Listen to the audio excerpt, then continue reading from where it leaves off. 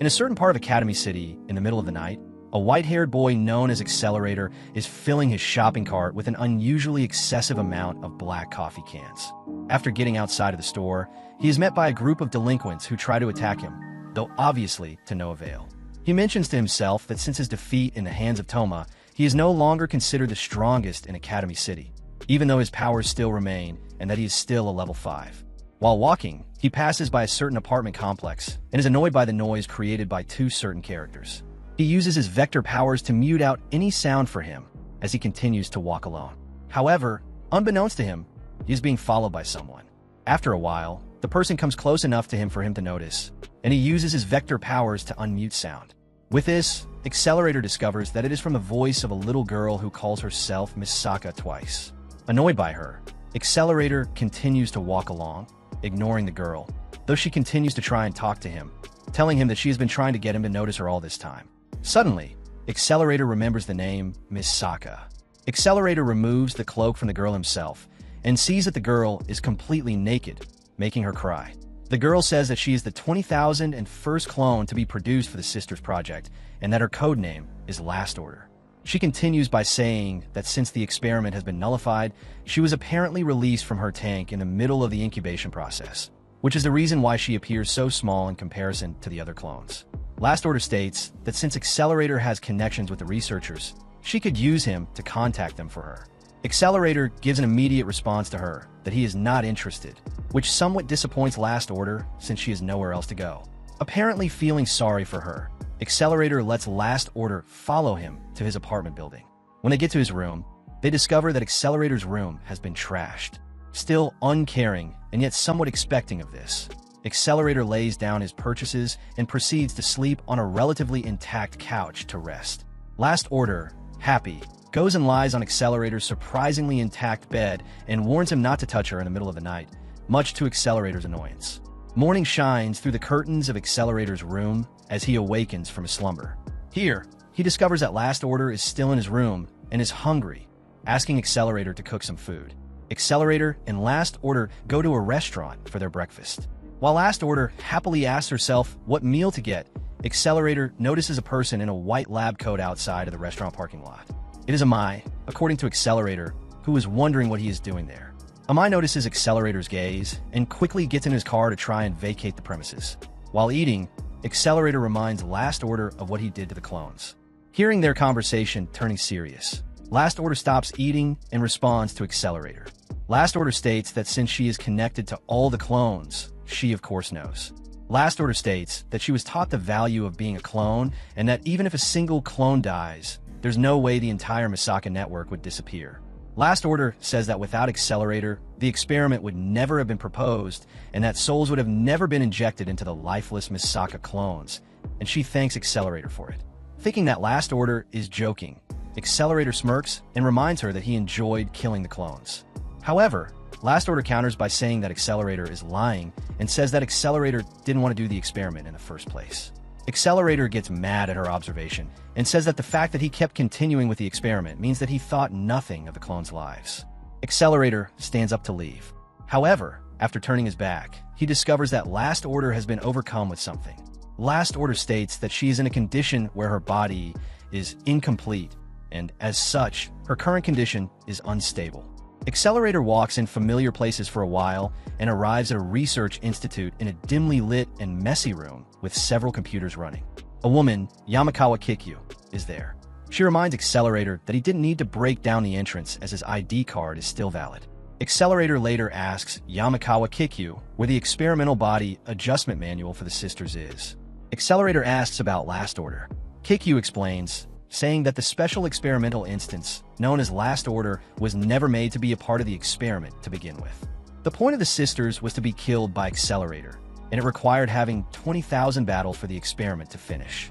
Kikyu continues and says that Last Order is not part of the experiment, but is the command center of the Massacre network, and is the reason why her development has been held up and why she took care of her even after the experiment was terminated.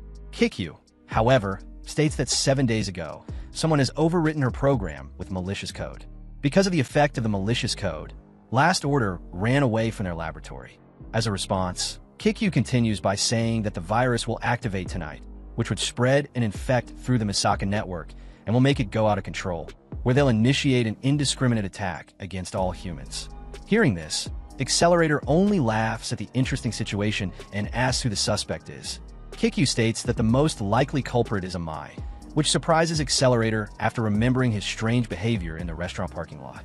She tells him that there are two things he can choose to do now: capture Amai and force him to talk about the virus structure and resolve the incident, or secure Last Order, who bears the virus in her mind, and put her back into the incubation tank. The scene cuts to Accelerator running in the streets of Academy City, grasping in his hands Last Order's personality files.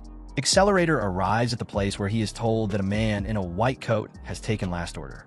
Accelerator contacts Kikyu and reports to her about the situation. Accelerator asks why Amai would take Last Order if the virus activating would occur even without doing anything. Knowing that Amai is still inside the city, Accelerator smirks and states that human actions become more simplistic when they lose their comfort zones. With that, Accelerator cuts Kikyu off and proceeds to find out where Amai is. Meanwhile, near an abandoned research facility, a mysteriously out-of-place yellow car sits in desolation.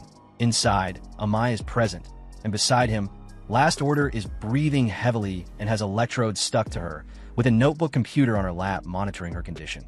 Amai pleads for Last Order to be alive at least until after the virus gets activated. Suddenly, an omen of doom appears before Amai, slowly coming towards him in black and smiling. Accelerator. Out of sheer terror, Amai tries to desperately start his car. He floors his car towards the still smiling Accelerator. However, it is all for nothing as Accelerator's powers easily crumble his car, making sure that Last Order is safe in the process. Smiling still, Accelerator taunts Amai, asking how he should play with him. Amai desperately tries to get out of his car, but is stopped by Accelerator, who tells him to calm down. Amai later faints. Seeing Last Order's current state, Accelerator asks if they can stop the virus using only the equipment Amai has. Kikyu, however, states that it is not possible, as to override the virus, they would need a specialized incubation tank and a testament machine.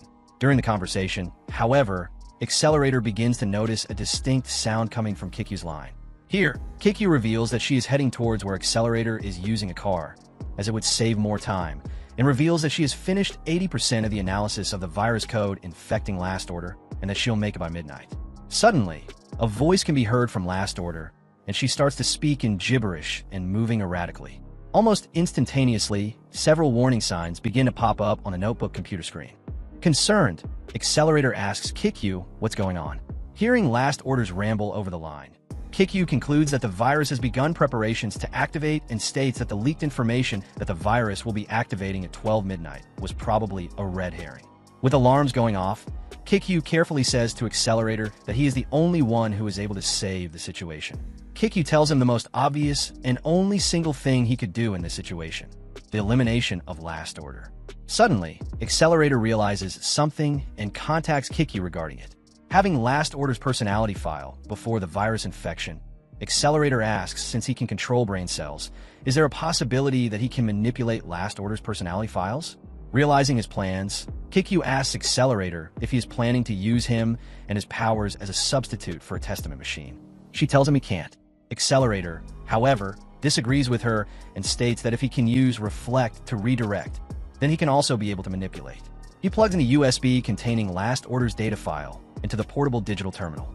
Kikyu continues to argue with Accelerator, but he ignores her and throws away his phone. Using the portable digital terminal device, Accelerator completely memorizes Last Order's data file before her infection with the virus and concludes that he will just simply get rid of all the code in Last Order's brain that doesn't match the previous data file and says that it is a piece of cake. After destroying the portable digital terminal device, Accelerator touches Last Order's forehead and begins his operation. Accelerator compares the pre-infection data to the data within Last Order's head. However, he realizes that if he gets rid of all the code, then Last Order would be restored to her state the week prior, in the week before she met him. He executes the command to destroy the mismatched code using his powers, and slowly, the warning messages on the notebook computer disappear one by one. Last Order begins to respond to Accelerator's tampering as she starts spouting random words and codes, and moving erratically as well. While erasing the code, Accelerator ponders to himself what he's erasing along with the virus, and concludes that it is better for her to forget anyway. Suddenly, as if on cue, Amai regains consciousness and points a gun towards Accelerator, telling him not to interfere. Accelerator is gripped with fear for the first time. Having a gun pointed at him, he has used up all his processing power in order to delete the virus inside of Last Order's mind and doesn't have the computational capacity left for a redirection. Accelerator reflects with himself. He could take his hand off Last Order so he can regain the capacity for a reflection, which would then make him invincible. He doesn't, and is shot by Amai in the middle of his work, lamenting on how he was too naive of the thought that he, a villain, could save someone and start all over again. Having shot Accelerator, Amai laughs maniacally for having brought down the strongest Esper with a gun and still living. However, his laughing stops as soon as Last Order announces that the code that Amai injected into Last Order has code break error. Due to the error, Last Order deems that the processing of the command to be sent to the Massacre network where it would force the sisters to attack humans has been aborted. Seeing the failure of his operations, Amai points a gun at the unconscious Last Order.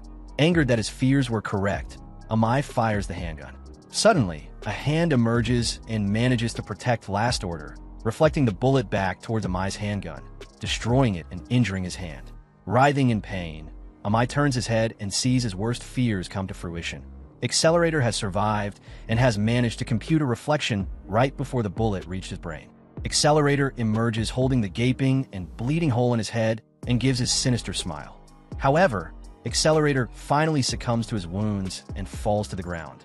Seeing Accelerator fall to the ground, Amai reluctantly checks his body and concludes that he is indeed not moving and his power is not working. With that, Amai takes another gun from his lab coat and points it at Accelerator. He mocks Accelerator, saying that in the end he didn't have the ability to finish off jobs, just like heroes, and states that they are rotten regardless. Then a small gunshot rang out and Amai began to bleed. Here, a woman named Yoshikawa Kikyu holds a small pistol with her. She was the one who shot Amai. Having been shot, Amai falls down once again. Kikyu takes the naked and unconscious Last Order in the back of her car, where an incubation tank awaits her. Amai comes to once again and tries to sit up. However, he sees Kikyu loom over him. She aims and pulls back the hammer of her pistol, ready to shoot to kill Amai. Kikyu continues on by saying that Amai need not worry about Accelerator, as he knows someone special amongst his acquaintances. A person with frog face, though he is called the Heaven Canceller by people, is someone who'd still save Accelerator's life. Kikyu then points her gun on Amai's chest. However, at the same time as this, Amai pulls out his gun and points it at Kikyu's own chest as well. Kikyu regains consciousness and discovers that she is in a hospital of a certain frog-faced doctor, the Heaven Canceller. Here Kikyu was surprised that she has survived, to which the frog-faced doctor rhetorically asks who she thinks performed the surgery. Kikyu states that she thought that she was shot in the heart at point-blank range, to which the frog-faced doctor corrects her by saying it was actually a coronary artery extending from heart.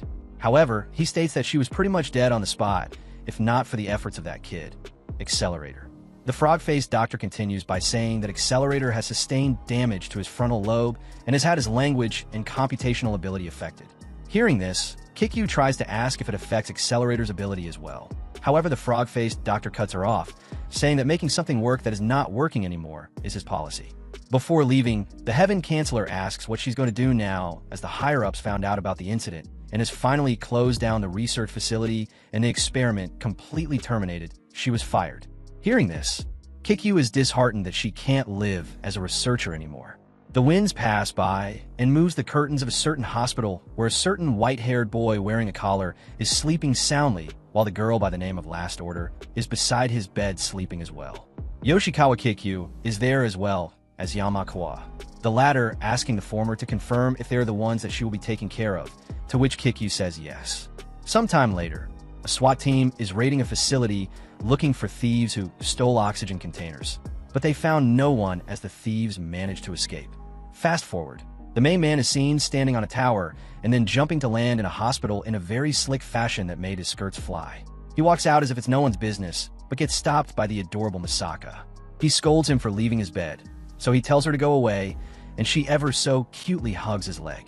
They go to the doctor's office to remove bandages off his head due to being shot in the skull. The SWAT team arrives at the hospital. The policewoman talks to a lady and tells her what happened in the facility and how the thief escaped using a weapon that can cut through almost anything. She also adds the weapon that was stolen seems like it's going to be used against Accelerator. And indeed she was right, as a crazy girl arrives at the scene and blows up cars. Then the shorty steps inside the hospital and cuts a man's arm just to send a message that every short girl can be deadly. However, Accelerator looks unfazed as he reads his book while the lady tells him to get out as the girl is looking for him. He says, "No, thank you. Leave me be." But when little Massacre hears about the news, she runs off to the kitchen worried about her surprise, which in turn makes our boy worry about her safety. Meanwhile, the SWAT team tries to stop her, but their bullets are not effective against her armor.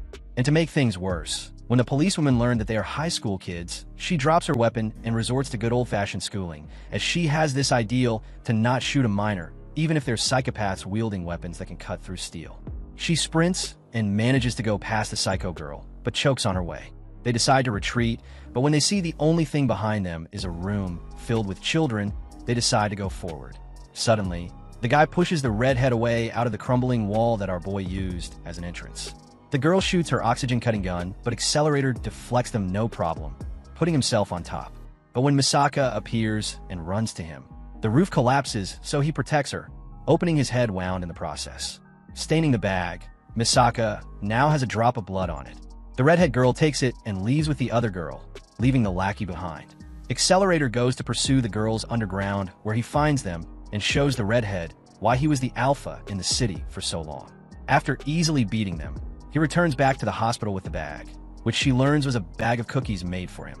The next day, we see a group of doctors who are arguably not doctors if they are killing a girl to study her body. Fast forward 3 days later, and a SWAT team is chasing a girl with the power to reanimate the dead. And as you guessed, the chase ends up inside the hospital where our edgy boy is resting in. This girl, unlike the previous one, seems level-headed and expert in hand-to-hand combat.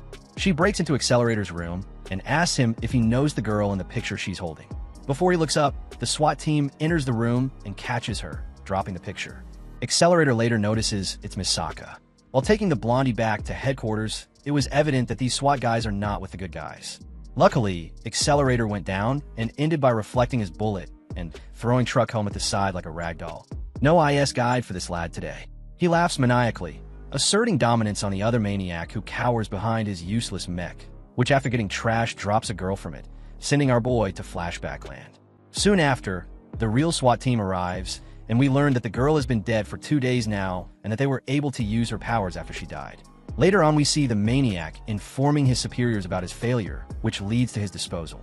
Meanwhile, the girl returns to Accelerator's room to ask him for help. He says no and proceeds to act like a villain. But when the girl tells him that DA, the organization from earlier, wants to use Last Order, also known as Massacre, to further their plan, he relents and tells her to lead the way to their hideout where she was kept as a prisoner. On his motorcycle, the girl and the white-haired boy arrive at the hideout where they find the corpse of the man completely dissolved. They also find a giant mech being piloted remotely by a lunatic guy wearing a doctor cape. We learned that he was able to reanimate the dead by learning the techniques from the girl when she was imprisoned. Then he continues to shame her for her abilities until Accelerator gets fed up and allows himself to be recognized. The lunatic then decides to retreat. However, before he leaves, we learn that Dr. Lunatic has studied Accelerator's abilities and has some sort of plan on how to fight them when the time comes, hinting at a tough battle for our boy's future. Back in the hospital, Massacre enters the room with 3 meals in hand. When she sees the girl sitting beside our boy on the bed, she gets jealous and throws a fit before throwing the food, which leads to the trio going out to a restaurant.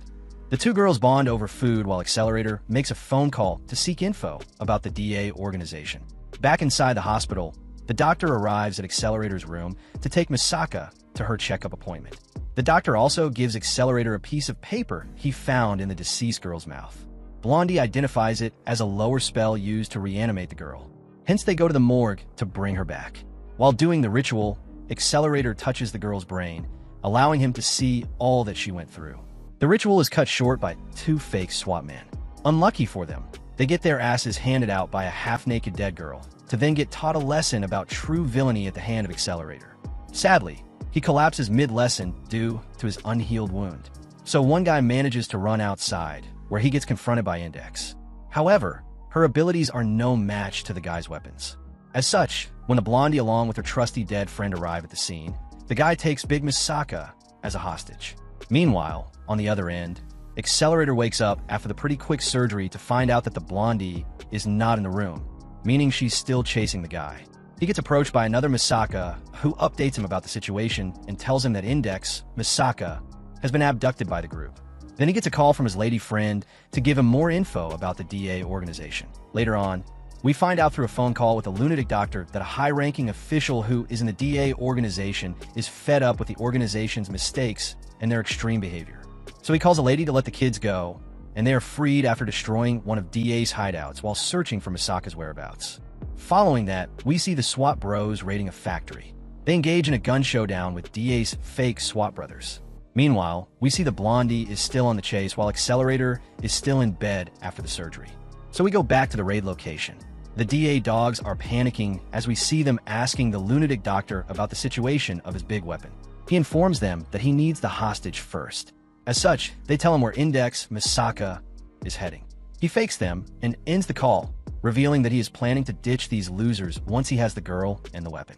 Outside, the combat is still on as the DA men try to deliver the girl to a set location.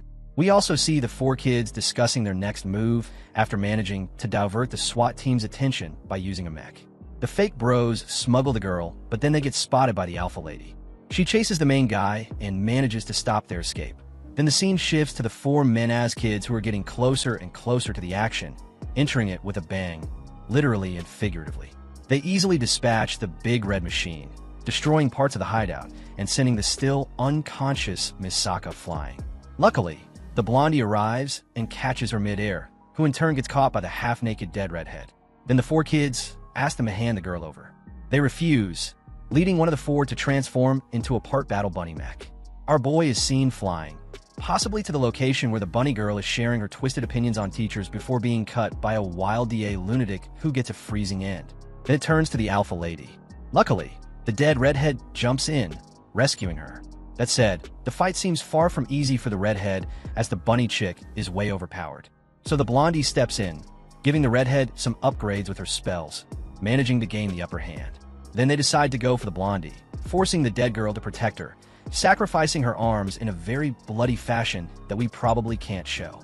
Luckily, the man arrives, saving the day with a kick-ass entrance that not only impresses the Blondie, but also the short-haired chick on the enemy team. She offers him a spot, but as you all know, Accelerator is a lone wolf.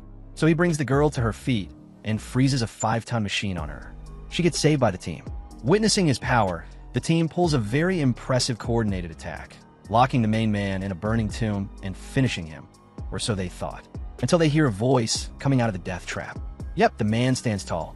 They didn't even burn his clothes or harm a single hair on him. Something I can't say about their situation, as our boy dismantles them easily one by one, saving the day. After the dust settles, the Blondie keeps nagging over and over for Accelerator to become her master, which is kind of cute and wholesome seeing how highly they perceive him. She also does that waifu holding the back of the t-shirt thing. Sadly, the wholesome moments end when 3 mechs descend from the sky. They are being controlled by a half-naked lady who seems very insensible. She snatches Massacre and flies away. So Accelerator pursues them, reaching a rooftop where now the lunatic doctor is in control of the machines. He tells our boy that unlike the other ones, these 3 are level 5, same level like him. That said, our boy's rank 1 level 5, meaning although these machines are overpowered, he is the ultimate badass with his ability to control his surroundings. The lunatic doctor has no option but to flee. We learn that the process of downloading the 10,000 dead Massacre clones experiences has already begun. It became clear they're aiming to create the first level 6. From a flashback episode, we learn that the half-naked girl always standing behind the doctor is his sister, or used to be, as he wanted to make her level 6 so she could conquer her sickness. They brought the Blondie along just in case things went wrong. The girl killed herself since her brother was against using her in his research. Then she was brought back using a spell, but she's not really back. The current girl with the doctor right now is very twisted, and the doctor doesn't know she's using him. Anyways, back to the current time, the chase evolves into an aerial battle that messes with the data downloading. On the ground, the police evacuate citizens from the area near the fight. However, they are too slow as one of the machines destroys a building over the heads of people. Accelerator saves the people and destroys one of the mechas before flying away, having managed to locate the hideout of the doctor. And although he manages to save Massacre, the data download is already finished. The doctor, like your typical anime villain, tells our boy his plans on how he is planning to turn his little sister into the first level 6 before leaving him to fight once again the 3 mechs. But this time they are all juiced up with the data from Massacre clones' deaths. The machines transport him outside, so the process of making the girl a level 6 can start safely. The fight begins, and it seems the tag teaming of the steroid-up machines is a bit too much to handle. On the other end, the blondie arrives at the scene. She tries to stop the doctor by telling him, "It's not your sister, you silly baka. It's an evil spirit that resides in the spell. It's controlling your sister's body." But the man with the sister complex doesn't believe her. Back outside, our boy goes super Godzillion mode, creating a flaming tornado that destroyed the camera of the transporting mech, stopping their tag teaming. Then he turns to the main one, turning its metallic ass into a shish kebab, to then finally destroy the last one in his sick fashion, which the doctor applauds and compliments. While the blondie tries to sneak and separate the dark spirit from the dead sister's body using a dagger. Unfortunately, she gets cut by the doctor, which results in him getting the sharper end of the knife and in the downloading to be successful. The girl wakes up all fine and dandy, freaking the blondie as she doesn't know who's in control anymore. That said, when the girl notices her brother's guts have turned inside out, she awakens her new powers that come in the shape of a big tentacle monster. She then uses her tentacles to cover herself in order to evolve further. Seeing all this, the blondie for some reason keeps trying to convince a man on the verge of death that this being is not his little Chan, as if it matters. And when the girl emerges from the cocoon, the guy's smirk turns upside down when it's revealed the girl is not his sister. The being is also not the dark spirit the blondie originally thought of. Turns out the girl's dead body is actually being controlled by the 4th headmaster of her family who, before getting killed centuries ago, bonded his spirits' slashed memories to the spell they used to reanimate the dead, giving him control of the robotic dark spirits that lay in the spells. It is also revealed that he is doing all this to achieve the family's long goal of creating the perfect golem that can counter God himself. And using the empowering machines the mirror made combined with the spell's minor boost, as well as the memories of 10,000 death from the Massacre clones, he was able to achieve that goal. The girl tries to talk him out of the idea, but to no avail, as she is talking to a guy in a dead girl's body who has a god complex. It's safe to assume that reason is out of the window at this point, especially after he gets back to the cocoon and ascends in the shape of a tree under the disapproving eyes of Accelerator. Suddenly, the world below loses all colors. The only thing that has color is the tree and Accelerator. Yes, he looks pale, as always, but the rage in his eyes complements the scene.